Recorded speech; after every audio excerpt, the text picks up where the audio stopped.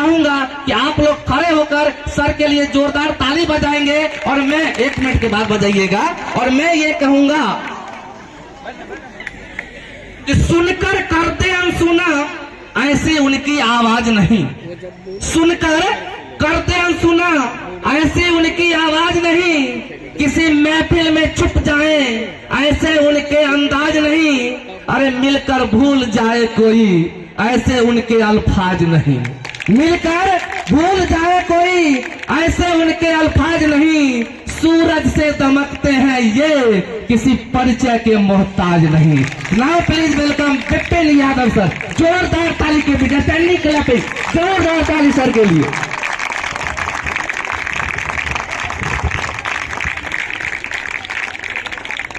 सबसे पहले तो सब लोग बैठ जाइए।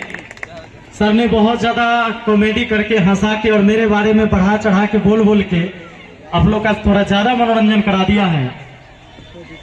हम मिलने वाले थे 2 दिन शायद पहले ही, पर किस्मत को मंजूर नहीं था। और कहते भी है ना, ओ मेरे जागने से पहले हाय रे मेरी किस्मत सो जाती है, मैं देर करता नहीं, देर हो जाती है, मैं देर करता नहीं, देर हो जाती है। तो यहाँ पर आपने बहुत सारे हमारे साथियों से सारी बातें सुनी। हमारे शिक्षक मित्र यहाँ पर बैठे हुए हैं और जनप्रतिनिधि भी। सबसे पहले मैं उन सबको प्रणाम करना चाहूँगा और चाचा जी से तो बिल्कुल आशीर्वाद लूंगा, क्योंकि इन्होंने अपने जीवन के उस घड़ी को देखा है, वो अनुभव लिया है समाज से, तो उनका अनुभव जरूर हम लोगों को चाहिए और उनका आशीर्वाद बना रहे। हमारे कुछ साथी कह रहे थे कि कुछ लोग रोड पर खड़े हैं और वो अंदर नहीं आ रहे हैं, पता नहीं क्यों नहीं आ रहे हैं। तो मैं यही सोच रहा था कि वो इसलिए है, यहाँ तो साइकिल नया वितरण होगा, लेकिन पुराना साइकिल अगर किसी का चोरी हो गया, अब पुलिस आएगा खोजबीन में, इंक्वायरी होगा तो पूछेगा केकरा से, जो बाहर खड़ा है ओकरे से ना, कि लेके कौन गया था। तो इसलिए वो भी बहुत बड़े कार्य कर रहे हैं। वहां पर खड़े होके आप लोग निश्चिंत रहें, किसी का पुराना साइकिल चोरी भी हो जाएगा तो वो मिल जाएगा। और अभी आपने थोड़ा देर पहले सर विद्यासागर सर से आपने एक गाना सुना। बच्चे छोटे छोटे बच्चे हैं, शायद उनका मतलब नहीं समझे, तो सर सुना रहे थे कि प्यार का पहला खत लिखने में वक्त तो लगता है। तैकादू अंगड़ाई ले रहा था, कोई कुर्सी सीधा कर रहा था, कोई कमर सीधा कर रहा था, क्योंकि जो आपने जगजीत सिंह का गजल गाया तो ये तो इनके दादाजी और पिताजी सुना करते थे। इन लोगों को तो पता है हनी सिंह, ये 4 बोतल बोल्ट का काम मेरा रोज का नहीं, ये जानते हैं। तो मैं देख रहा था कि 1-2 लड़कियां उधर ढील निकाल रही थी, एक दूसरे की उस गाना, वो गाने जब सर गा रहे थे और लड़का सब जो है से अपना खुजला रहा था, कमर उमर इधर उधर पीठ। पर बच्चों वो जो गाना था ना, मैं सुन रहा था, और जगजीत सिंह जी का गजल तो मैंने कई सुने थे, लेकिन ये शायद मैंने नहीं सुना, लेकिन उनकी आवाज मुझे लग रही थी कि शायद वो कैसे ठीक बज रहा है, इतना जबरदस्त सर ने गाया। बच्चों उस गाने का बहुत बड़ा रहस्य था कि प्यार का पहला खत लिखने में वक्त तो लगता है। जब कोई भी बड़ा कार्य हम करने चलते हैं, जब आप पहली बार किसी चीज में सफलता प्राप्त करते हैं, बहुत वक्त लगता है। अपने बचपन में ABCD जो पढ़ा होगा, कितना मार खा के पढ़े थे, याद है? और लिखने में कितना मुश्किल हुआ होगा। आ ई लिखे थे ना, कितना बार थप्पड़ खाए होंगे। लेकिन अब कितना आसान है आपके लिए, बताइए तो। अगर लाइट कटा रहे अंधेरे में लिख दीजिएगा आ ई की नहीं लिख दीजिएगा, बताइए। लेकिन जब पहली बार, कितना बार बताया होगा कि गोल गोल 2 अंडा पार लेना, आधा खा जाना, 2 डंटा लगा देना, एगो सीधा एगो खड़ा, हो जाएगा। नहीं, ऐसे भी आप नहीं समझते थे, तो उंगली में फंसा फंसा के पेंसिल तब सिखाया जाता था। इसीलिए कहा गया है कि प्यार का पहला खत लिखने में वक्त तो लगता है। तो जो शुरुआत था हमारा ना, कोई चीज हम शुरू करते हैं ना, वक्त बहुत ज्यादा लगता है। और आप कभी कभी घबरा जाते होंगे। मैं आपको बताऊं, मैं उस समय से जब यहाँ बैठा था, मैं हर बात पर देखता था कि आप लोग बहुत जल्दी जल्दी खुश भी हो जाते हैं, ज्यादा तालियां बजा लेते हैं, लेकिन हम लोग कम बजाते हैं। काहे पता है? उधर देखिए, जो बड़े भाई बंधु आपके खड़े हैं साइड में हैं, वो भी तालियां कम बजाएंगे, थोड़ा कम हंसेंगे, क्योंकि उन सबका लगता है दिल टूट गया है। अब सर ने कहा था कि भाई कम किस बात की है। तो और दो चीज और हो जाता है कि ज्यादा पढ़ लिखने से ना आदमी के जीवन में ना कुछ दीवारें खड़ी हो जाती है। ज्यादा पढ़ लिख लीजिएगा, ज्यादा समझदार हो जाइएगा, ज्यादा नाम हो जाएगा तो भी परेशानी है। हर बात में आप हंस नहीं सकते, ताली बजा नहीं सकते। अब देखिएगा, बड़े लोग जल्दी ताली नहीं बजाएंगे किसी के बात पर, ये सच्चाई है। और छोटका छोटका बच्चा से खूब जल्दी जल्दी उछलेगा, ताली बजाएगा, पता है ना? ऐसा इसलिए होता है कि आप लोग खुशी को फील करते हैं, बहुत जल्दी खुश हो जाते हैं। हम छोटा सा बचपन में गाड़ी बनाते थे, 4 चक्का लगा के, मिट्टी का गाड़ी, लकड़ी का उसका धूरा बनाते थे, उसमें 4 चक्का लगाते थे, रस्सी बांध के खींचते थे, खूब खुश होते थे कि गजब का चीज बना है। रात में सोते थे तो देखते थे कि धूप में रखे हैं, सूखा होगा कि नहीं, कल सूखेगा, परसों सूखेगा, बहुत खुश हो जाते थे। आज 4 चक्का गाड़ी भी रहता है तो भी सोचते कोई फर्क ही नहीं पड़ता है, क्या है नहीं है। क्या होता है ना कि हम अपने जीवन में जैसे ही आगे बढ़ते जाते हैं, हमारे अंदर गम ज्यादा और खुशियां कम होते चला जाता है। अगर आपको आज लगता होगा कि जब हम बड़े होंगे तो बहुत ज्यादा खुश होंगे, हमारे पास बहुत कुछ होगा, हमारे पास पैसा होगा, गाड़ी होगा, ये होगा, वो होगा, खूब नाम होगा, खूब खुश हो जाएंगे, पर सच्चाई ये नहीं है। सच्चाई जो आज आप खुश हो ना, जो आज आपके चेहरे पर मैं खुशियां देख पा रहा हूं, ये खुशी आगे चल के वो नहीं रहता है। 2 चीजें हमारी बहन ने यहां पर कहा कि शिक्षा और संस्कार, ये दोनों बहुत जरूरी होता है। बच्चों, ये जो हमारे पास संस्कार होता है ना, हम अपने जीवन में खुश उसी से होते हैं। और ये जो शिक्षा है, जो किताबी चीजें हम सीखते हैं, ये तो एक रोजी रोटी का माध्यम है। आपके साइंस के बुक में ये नहीं पढ़ाया जाएगा कि अगर कोई बुजुर्ग है तो उनकी हमें सेवा करनी है, उनकी हेल्प करनी है। कोई बड़े हैं, अतिथि आए घर पे तो उन्हें पूछना है, बैठाना है, पानी ला के देना है, खाने के लिए पूछना है। अगर हम सक्षम है, समर्थवान है, तो किसी गरीब व्यक्ति का कुछ सहारा बन जाए, ये साइंस की किताबों में नहीं पढ़ाई जाती। चाहे आप तुम साइंटिस्ट बन जाओगे तो भी वो चीजें नहीं सिखाई जाएगी। ये हमारा समाज सिखाता है, हमारा परिवार सिखाता है। तो शिक्षा और संस्कार बहुत जरूरी का चीज है। और शिक्षा भले ही थोड़ा बहुत कम रहे, अगर संस्कार है तुम्हारे पास तो दुनिया में बहुत आगे जाओगे, बहुत राइज करोगे। ये सच्चाई है। दुनिया का जो सबसे फेमस आदमी हो, पॉपुलर आदमी हो, उसके पास डिग्रियां बहुत बड़ी नहीं है, ये भी सच्चाई है। आज देश के प्रधानमंत्री नरेंद्र मोदी जी हैं, जानते हैं आप लोग। भले ही हम उनके सपोर्टर हो या विरोधी हो, बात अलग है। चुनाव में तो होता ही है, कुछ लोग बीजेपी के समर्थक होंगे, कुछ कांग्रेस के समर्थक होंगे, लेकिन वो प्रधानमंत्री तो है इस देश के। आप मानिएगा तो भी या ना मानिएगा तो भी, अब मानना पड़ेगा जबरदस्ती। प्रधानमंत्री कौन है? अगर सवाल आपके एग्जाम में पूछा जाए कि देश के प्रधानमंत्री कौन, तो नरेंद्र मोदी है कि नहीं है? तो वो भी जहां पहुंचे हैं तो क्या उनके पास बहुत बड़ी डिग्रियां, उनसे ज्यादा डिग्रियां तो आपके गांव के बहुत सारे लोगों के पास होगा। तो जीवन जीने का तरीका अपना कुछ अलग होता है, जो हमारे परिवार में भी मिलता है और गुरुओं से भी मिलता है। हमेशा इस बात पर नहीं जोर देना है कि भाई हमने किताबें की चीजें कितनी सीखी। आप सीख जाओगे, वो बड़ी चीज नहीं है किताबों की चीजों को सीखना। अगर आपके शिक्षक अच्छे मिलते हैं और आप उनकी बातों को फॉलो करते हैं तो बहुत बड़ा चीज नहीं है।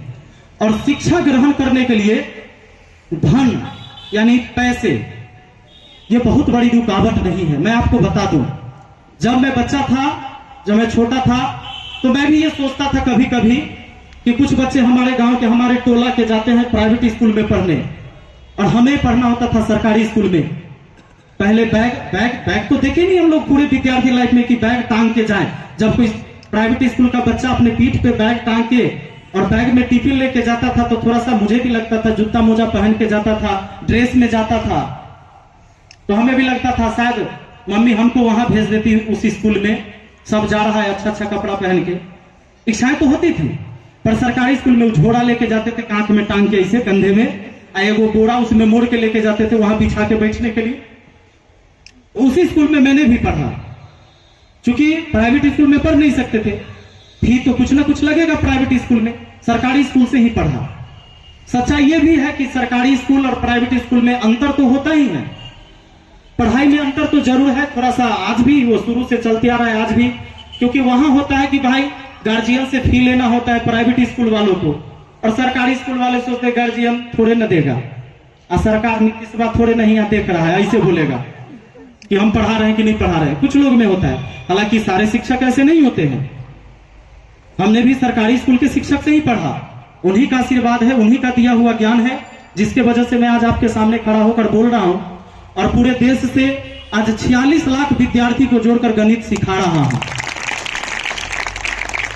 तो बच्चों, पढ़ाई हर जगह होती है। दो चीज और है, एक बात मेन है जो आपको ध्यान देना है, हमारे अंदर लर्निंग टेक्निक होनी चाहिए, सीखने की कला विद्यार्थी में होता है, वो हर विद्यार्थी के अंदर अलग अलग होता है वो सीखने की कला, कि हम चीजों को सीखना कितना चाहते हैं। हर व्यक्ति का कुछ ना कुछ अलग इंटरेस्ट होता है, जैसे किसी को ज्यादा खेलने में, किसी को आप देखिएगा कि कोई ऐसा गांव का आवारा लड़का हो जो भले ही पढ़ाई में वो जीरो हो, लेकिन वो रोड पर दौड़ेगा तो सबसे आगे ही रहेगा। ऐसा देखते हैं कि नहीं देखते हैं? ओकरा चोट भी लग गया, गिर गया, ठेहुना फूटल है, फिर खड़ा हो जाएगा, फिर दौड़ रहा है, कोई दिक्कत न है। कुछ बच्चे ऐसे हैं कि किताब में पढ़ने में तो तेज है, लेकिन एगो छोटा सा फुंसी हो जाएगा तो रोइत रहेगा, मम्मी मम्मी करते रहेगा, होता है ना। वो सब प्रतिभा है, वो दौड़ने में ही है। अगर उसे खोज के ओलंपिक में भेजा जाए कि भाई तुम दौड़ो, तो निश्चित है कि भारत के लिए वो गोल्ड जीत के लाएगा। जो गिर जाए, उसको घुटना फूट जाए, पैर टूट जाए, तैयो दौड़ाइत रहता है, उसके अंदर जीवट तो है, दम तो है, बस खोजने की जरूरत है। और हमारे यहाँ वैसा कुछ सिस्टम नहीं है कि गांव को बच्चों को खोज के वहां तक पहुंचाया जाए। जो कुछ लोग हैं जो जानकार हैं, जानते हैं कि अपने बच्चों को किस माध्यम से मुझे भेजना है, किस किस फील्ड में, वही जा पाते हैं। बहुत सारे हमारे गांव में तो प्रतिभा ऐसे ही खत्म हो जाता है। तो ये जो खोज प्रतियोगिता कर रहे हैं, आज सनातन सर ने किया, तो ये जहां है जिस रूप में कर सकते थे, कम से कम उस समाज के लिए उतना तो किया। हमें इसमें सहयोग करना चाहिए, हर व्यक्ति को सहयोग करना चाहिए अपने समाज को बढ़ाने में, क्योंकि याद रखिएगा, आपका घर के सामने साफ सुथरा जगह हो जाए, आपका परिवार अच्छा हो जाए, अगल बगल में सब निरक्षर रहे, साक्षर न हो, चोर हो जाए, बेरोजगार हो जाए, और अगल बगल के लोगों के घर के आगे साफ सफाई न हो, कूड़ा कचरा रहे, तो गंध जो है, दुर्गंध जो है, आपके घर में भी जरूर पहुंचेगा। अगर आपके टोला मोहल्ला में सब चोर हो जाए, तो चोरी किसके घर में करने जाएगा? आप ही के घर में ना। तो समाज को बदलने के लिए सिर्फ अपने परिवार को बदलने से समाज नहीं बदलता है। तो ये हम बड़े बुजुर्ग को सोचना पड़ेगा, गार्जियन को सोचना पड़ेगा। और बच्चों, आपका काम है कि आपको जो आज दिया जा रहा है टास्क, आपका टास्क है कि माँ बाप आपको स्कूल भेजते हैं, कोचिंग भेजते हैं, ट्यूशन भेजते हैं कि भाई आप पढ़ो। हम बहुत मेहनत करके, हम फटी साड़ी ही पहनते हैं, दिवाली में न खरीद के सोचते हैं कि दुर्गा पूजा में खरीद लेंगे, माँ यही सोचती है। लेकिन बेटी है, बेटा है, तो उसको एगो जैकेट खरीद देते हैं क्योंकि ठंडा है, कोचिंग करने जाती है। वो सोच ले कि खाना भी बना रही है ना, अगर आग से थोड़ी सी साड़ी जल गया होगा, उनका फट गया होगा, तो सोचेगी कि अभी नहीं खरीदते हैं, अगला महीना जो है ना, इस महीना मास्टर के फी देना है बच्चा को, नहीं तो हो सकता है कि ट्यूशन से भगा दे टीचर। तो माँ सोचेगी कि हम अगले बार खरीद लेंगे, पिताजी सोचेंगे इस बार कुर्ता पैजामा नहीं सिलाते हैं, हम लुंगी पहन के ही घरे में तो रहना होता है, कहाँ जाते हैं, अभी कोनो रिश्तेदारियों में नहीं जाना है, जाना होगा तो देखेंगे, एगो है उसी को धो के आयरन करवा के पहन के चल जाएंगे। वैसे मैनेज करते हैं। हम गांव देहात में रहे तो आप ये चीजें समझ रहे हैं, आप लोग भी समझ रहे हैं। बहुत सारे ऐसे बच्चे होंगे जो किसान फैमिली से हैं, जिनके पिताजी मजदूरी करके उन्हें पढ़ाते होंगे, तो वो समझते होंगे। मैं 5 भाई बहन था, जिसमें मैं भाई में सबसे छोटा था। एक सबसे बड़ी बहन थी दीदी हमारी, जिनकी शादी जब हम बच्चा थे तभी हो गया था। तो 4 भाई बहन, चूंकि हमारी बहन जो थी सबसे छोटी, एक बहन थी और एक बहन सबसे बड़ी थी। 3 भाई में हम सबसे छोटे थे। तो 4 भाई बहन साथ ही पले बढ़े, पढ़ाई किए, सारी चीजें हुई, लेकिन गरीबी के कारण बाकी भैया लोग नहीं पढ़ सके थे। मैं आपको बता दूं, हमारे घर में जब रोटी बनती थी ना, तो 3-3 रोटी हिस्सा करके ही मिलता था। अगर चौथे रोटी का भूख होगा तो किसी एक भाई के हिस्सा में से एक रोटी लेना होगा तो उसको 2 मिलेगा, तब कोई 4 खा सकता है। तो अपने भाई के हिस्सा को खा भी नहीं सकते थे अगर भूख ज्यादा भी हो तो मैं उस परिवार से गुजरा हूं और उस परिस्थिति को देखा हूं मैंने। और वो चीजें जब मैं उस समय बचपन में, जब आप लोग को मैं जब उस टाइम से देख रहा था, तो मैं उस समय की स्थिति में याद कर रहा था कि जब मैं आप लोग की उम्र में था तो मैं इस स्टेज को फेस कर रहा था। उस समय की स्थिति को मैंने बहुत गौर से देखा है। लेकिन एक बात मेरे अंदर उस टाइम भी आता था कि गरीबी ना बहुत बेकार चीज है। एक दिन की बात है कि जब मेरी माँ सिलाई करती थी गांव में, 5 रुपया में वो कपड़ा सीती थी, घर के भी काम, घर मतलब खेत से धान आता था तो ओखरी में कुटाता था, तब खाना बनता था। और दिन भर जब घर के काम करने के बाद जब वो सिलाई करती थी तो रात के 9 रुपया, शाम को जाते थे हम दुकान से 1 किलो आटा लेके आते थे। 9 रुपया उस समय 1 किलो आटा मिलता था, तो तब जाके खाना रात में बनता था। एक दिन खाना नहीं बना क्योंकि उधार दुकान वालों ने दिया नहीं, उस दिन पैसे थे नहीं घर में। तो रात में माँ ने पीछे से, घर के पीछे एक पपीता का पेड़ था, तो पपीता छील के सब भाई को खिला दी, बहन को। और वो अपने बोली, हम बोले कि भाई माँ तुम कब खाओगी? तो वो बोली कि हम सुबह वाला खाना खा लिए हैं। लेकिन मुझे पता चला कि वो खाना नहीं खाए थे। तो बच्चों, माँ क्या होती है आपको शायद नहीं पता होगा। हम माँ से बहुत अपनी फरमाइशें पूरा करवाने के लिए उनसे लड़ भी जाते हैं। उन्हें बार बार हम कहते हैं कि तुम मेरे लिए नहीं कर रही हो, उसके लिए कर रही हो, मेरे लिए नहीं कर रही हो, उस भाई के लिए कर रही हो, उस बहन के लिए नहीं कर रही हो, मेरे लिए नहीं कर रही हो, हमारी चीजें तुम पूरा नहीं करती हो। पर माँ ऐसी नहीं होती है। वो उनके पास जितनी ताकत होती है ना, वो सब कुछ अपने बच्चों को बनाने के लिए ही लगाते हैं। तो इसलिए माँ बाप से कोई शिकायतें नहीं होनी चाहिए कभी भी। उन्होंने मुझे जन्म दे दिया। और एक बात तुम सच में अपने दिल से पूछना, जब तुम्हें लगे कि तुम्हारे माँ बाप तुम्हारे लिए कुछ नहीं कर रहे हैं, तो ये देखना कि तुम्हारे लिए वो नया जैकेट खरीदे हैं कि माँ अपने लिए पहले खरीदी है। तुम ये सोचना कि नया कपड़ा तुम्हारे लिए खरीदी कि पहले वो अपने लिए खरीदी है। तो तुम्हें फर्क पता चल जाएगा कि वो तुम्हारे लिए करते हैं कि अपने लिए करते हैं। कभी 10 रुपया मांग के भी तुम्हें दुकान से कोई चीज खाने का इच्छा होता होगा तो तुम पहले खरीद के खाते होगे। माँ ये नहीं कहती होगी कि 10 रुपया लेके जाओ, मेरे लिए खरीद के लाना, तुम नहीं खाना। किसी की माँ बोलती है कभी? तो बच्चों, उस माँ के दर्द को, उनके त्याग को समझने की जरूरत है और पढ़ने की जरूरत है। आज अगर वो आपको शिक्षित करना चाह रहे हैं, कोशिश कर रहे हैं कि मेरा बच्चा शिक्षित हो, जब तक आप शिक्षित नहीं होइएगा आप अपने परिवार की तस्वीर को बदल ही नहीं सकते। शिक्षा सबसे बड़ा अस्त्र है।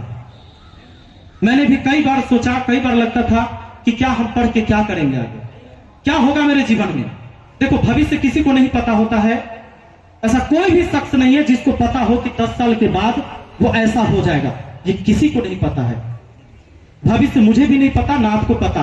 अगले क्षण मेरे जीवन में क्या होने वाला है, ये किसी को नहीं पता है।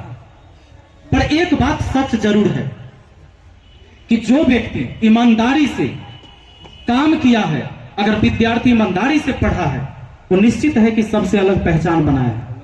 कोई भी व्यक्ति आप देखते होंगे, कभी कभी आपने सुना होगा कि किसी शहर में एक लिट्टी चोखा बेचने वाला व्यक्ति भी बहुत फेमस होता है। उस शहर में सब लोग वहीं पर लिट्टी चोखा खाने जाते हैं। लिट्टी चोखा का तो दुकान बहुत होता है शहर में, होता है कि नहीं होता है? लिट्टी समोसा का दुकान बहुत होता होगा।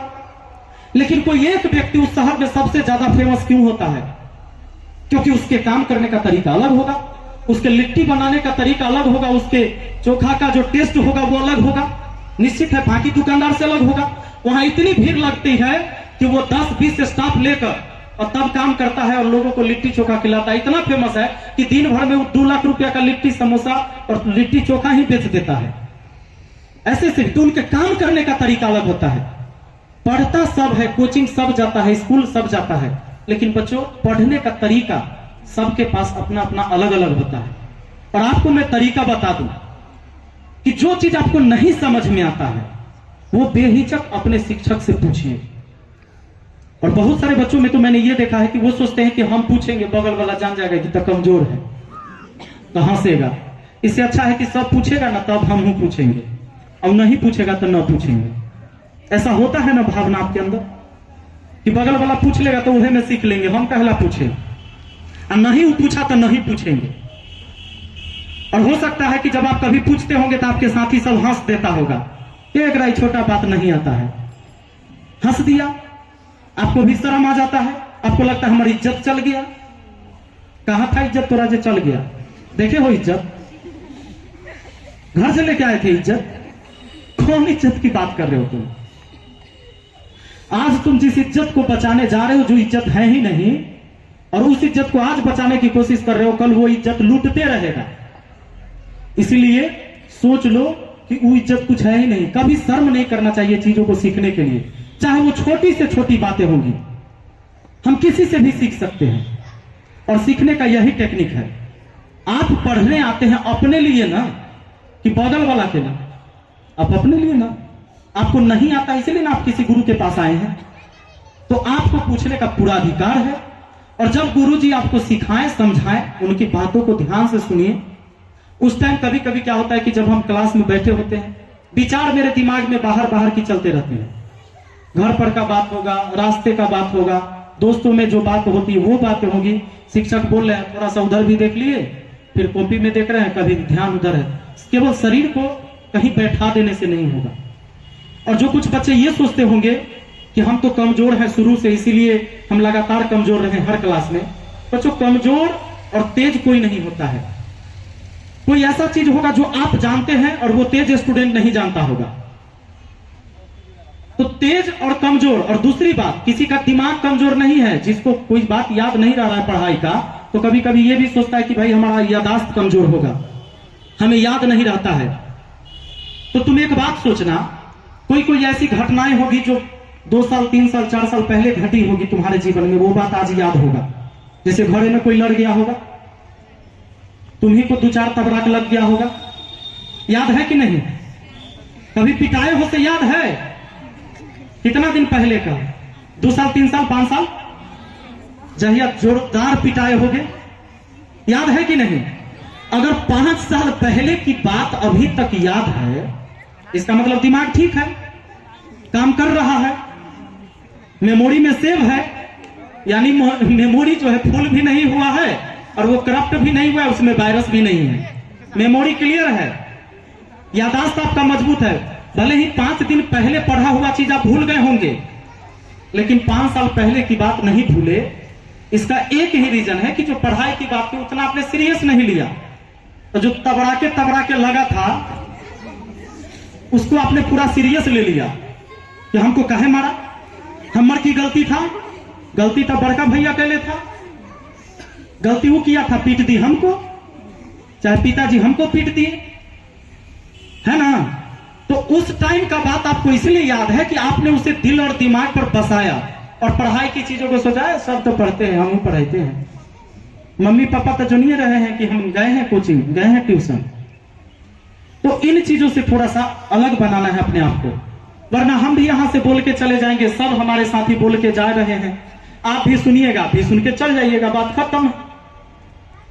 तो जैसो के तैसो हरिहर, जैसो के तैसो नहीं, पूरा पूजा खत्म हो जाए, सत्यनारायण भगवान का पूजा खत्म हो जाएगा, लास्ट में जैसो के तैसो हरिहर, जैसो के तैसो, कुछ नहीं फर्क पड़ने वाला।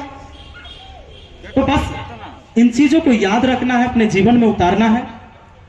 अगर आप पढ़ने वाले हैं तो 10 लाइन पढ़िएगा तो 4 लाइन दिमाग में अटकेगा ना। और नहीं पढ़े वाला विद्यार्थी को अमेरिका भेज दिया जाए, अहुआ सुतले रहेगा, तो ज्ञान हो जाएगा? नहीं होगा ना। ज्ञान कैसे होगा? आपके अध्ययन करने से। आप जिस क्लास में हैं उसी में मेहनत कीजिए अभी फिलहाल, और दूर की अभी भले ही आपको नहीं पता कि क्या करना है, तो रास्ते खुद ब खुद आगे आप बढ़ते जाइए ना, पता होते चला जाएगा। जब यहाँ घर से आप चलेंगे, किसी का घर 1 किलोमीटर बाद होगा, किसी का 1.5 किलोमीटर बाद होगा, यहाँ से सबका घर दिख रहा है क्या? जब रोड पर निकलते तो घर दिखता है, वहां जाना है लेकिन दिखता तो नहीं है। तो जब आगे जाएंगे चौराहा मिलेगा या टर्न मिलेगा, वहां जाएंगे, फिर रास्ता मुड़ेगा दाएं या बाएं, वहां जाइएगा तो फिर पता चलेगा वो वहां तक जाना है। फिर जब वहां पहुंचिएगा तब पता चलेगा अब लेफ्ट होना है, फिर राइट होना है। जिंदगी ऐसे ही चलता है, किसी को नहीं पता है अपनी मंजिल कहां है, कितना दूर है, किसी को नहीं पता है। अब चलते रहिए ना, खाली लाइन नहीं तोड़िएगा, निरंतर चलिए, लगातार चलिए। यानी जो आप पढ़ाई कर रहे हैं इस बीच में छोड़ना नहीं, कोशिश हमें लगातार जारी रखना है। कभी कभी आप देखे होंगे कोई चीज बताता होगा, लाइन में लग के जाते होंगे आप लेने, या कभी आप हम अपने साथियों से भी कहने चाहेंगे, यहाँ पर जो स्टूडेंट हैं, जब हम स्टेशन पर जाते हैं ट्रेन का टिकट कटवाने, हो सकता है कि ट्रेन आने वाली हो या प्लेटफॉर्म पर लग गई हो, आप जल्दी में गए, सोचे कि 10-20 आदमी लाइन में लगा हुआ है, हमें किस्मा है, तो कभी सोचते हैं कि लाइन तोड़ के चल जाते हैं, आगे जाते हैं, टिकट कटा लेते हैं, आगे मजबूत आदमी मिल गया कि भाग पीछे, जो भागा देगा पीछे, घुस ही नहीं देगा लाइन में। अब हो सकता है 2-4 बार धक्का खाने के बाद आप आइएगा पीछे, तब पता चला 10 गो और लग गया, तब तक अब आपका नंबर 31वां हो गया। तो लाइन तोड़ने वाला आदमी हमेशा भटकता है, याद रखिएगा। जैसे मैं कहना चाहूंगा कि शॉर्टकट जो लोग सोचते हैं कि जीवन में कुछ अच्छा हो जाएगा, शॉर्टकट रास्ता अपना के, वो आदमी हमेशा भटकता है। भागने से नहीं होगा, सामने जो चीजें हैं उसको एकदम निरंतर धीरे धीरे ही सही, बहुत ज्यादा एकदम ये नहीं हो जाना कि आज तो पूरा रात पढ़ या सर जी बोल दिलखिन ना बहुत बड़ा बात, आज गर्दा उड़ा दे, रात भर पढ़ा अकल्ले से छोड़ दिया, फिर वही हाल है, तो नहीं होगा। निरंतर प्रयास करना होगा, हर दिन आपको उसी ऊर्जा के साथ डेली आपको सोचना पड़ेगा। और जब आप शिक्षित होंगे तो आपको आपके अंदर ये समझदारी आएगी कि हमें अपने जीवन में अब करना क्या है। शिक्षा इसलिए जरूरी है कि आप सही डिसीजन ले पाइएगा अपने जीवन के लिए, अपनी जिंदगी जीने के लिए। क्या सही डिसीजन होगा जिससे आप आगे बढ़ेंगे। तो मैं उम्मीद करता हूं कि ये चीजें आप करेंगे, अपने जीवन में उन बातों को उतारेंगे। जो मेरे जीवन का अनुभव था वो मैंने आपको दिया, और सनातन सर को मैं बहुत बहुत धन्यवाद दूंगा कि भाई इस तरह का आपने आयोजन किया। और जब कभी भी हमारी जरूरत पड़े, जिस प्रकार से मुझे याद कीजिएगा, मैं जरूर आऊंगा।